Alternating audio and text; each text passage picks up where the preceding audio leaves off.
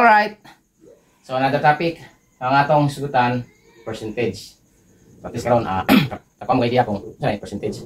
So percentage connected po ni sa kuan fraction, connected ni sa decimals. Ana. So lain-lain mo gusto representation ba. So kung may percentage, napit na nga sign. Yan nga sign. Ana, ano yan kumantay mo na. Oh, percentage na siya. So normally, ang percentage kuan na itahay ikan sa fraction or ikan sa decimal. So example, may kag 20%. 20%. So kana 20% gikan na sa yan ang iyang decimal value is 0.2. Ana. Then para mahimong percentage i-multiply normally by 100 mo na. So mahimo na siyang 20. 0.2 times 100 is 20. Then i-add na nimo ang percent.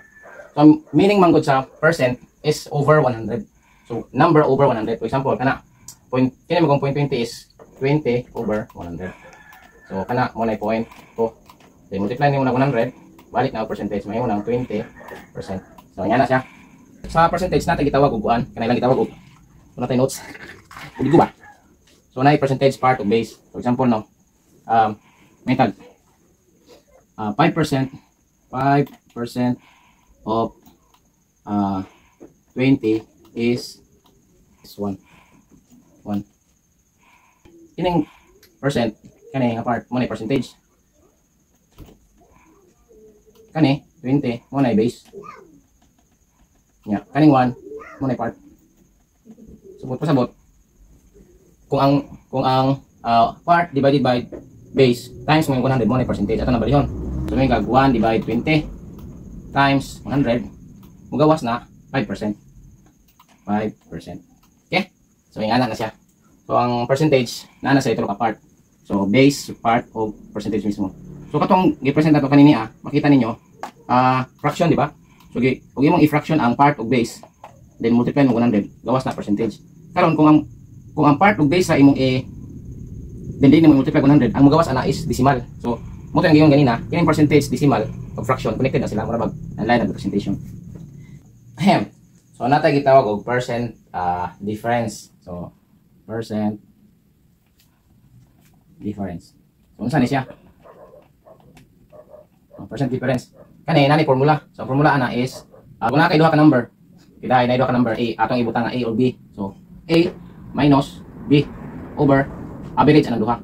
A plus B over 2. Ana average na. Kani A plus B over 2. Kang number isa, then ikaduhang number i-plus nimo then i-divide nimo to, average na. Then multiply by 100. Okay? So percent difference. Example no. Example. Unsay percent difference sa penka og edad. So edad na ho o edad decline. So edad na ho is 41. Father's age. Nya, edad sa anak is 12. Son's age.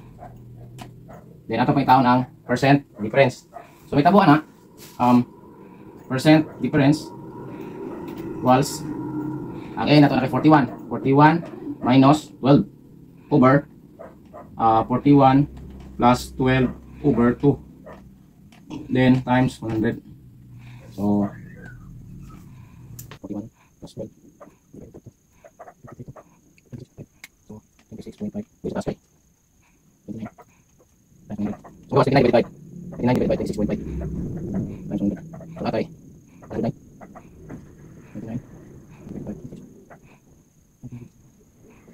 109. So ang percent difference is 109.44. 44%. So 109 halos katunga ay mga 100% ang difference nila. Kana layo ba? 1% difference.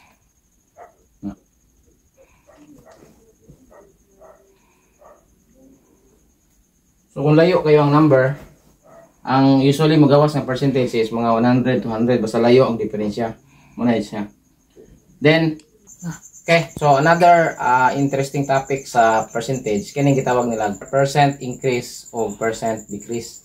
So ngayon percent increase. Unya na po percent decrease. No. So pila i-increase, pila ka percent ang i-increase, pila ka percent ang i-decrease. So ang nani siya formula, o percent increase nani siya gitawag og kanang kuan. Murag new number minus original number or value niya over original number. So bago nga value kita isaka man, so ag iyang gisaka minus nimo sa iyang gikanan nga number original, then divide nimo og iyang original number times 100. So normally kung percentage na times 100. Okay? So muna percent increase. Ang percent decrease ani na this what na. Percent decrease, ang percent decrease is bali original number minus new number over original number times 100 na may decrease. So example no anita sample ag imong kita or na kay kwarta 100, so 100 pesos sample no 100 karon pag inegosyo katunga ni palit ka din imo kung ibaligya karon nahimo na siyang pagsunod na number nahimo na siyang kuan kita 150 kaya tubuhan ka kwarta ya so yung decrease mo ni original number mo ni bago so original value new value o percent increase kini nisaka mo na so percent increase na ang increase mahimo 150 minus 100 over 100 then times 100. So magawas na pila itong competition. Beng asan na beng? Sa kwe. 100. 50%. 50%. So percent increase niya is 50%. Yung ano, kung makabantay ka, isaka siya o katunga. So katungaan mo na mo yung isaka, muna na mo siya 150. So percent increase niya is 50%. Karon kung kita gikan sa so gikan sa 150 nalugi ka. Ibalik mo kwarta og 90. Nabinta. So may tabuan na, kung ano yung original number, yung ano yung new number na. So sa decrease, ang may tabuan na decrease. So nakakay, original number 150 minus nimo 90 over nimo og 150 times 100. So mo na siya, mo na original, new, original, new, original. So kana, may computer.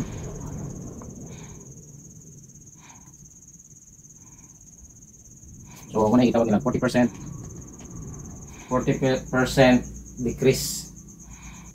Okay, so nga na siya, percent decrease o percent increase. So daghan mga problems with regards to percentage. So next topic na to, mag-solve the problem with regards to kini kay broad naman ang explanation about percentage. So for now, ani sa tani ay kalimot, practice mo kay importante ang pag-practice sa mathematics. Okay? Hangtod sa sunod video mga ka-alright. Peace out.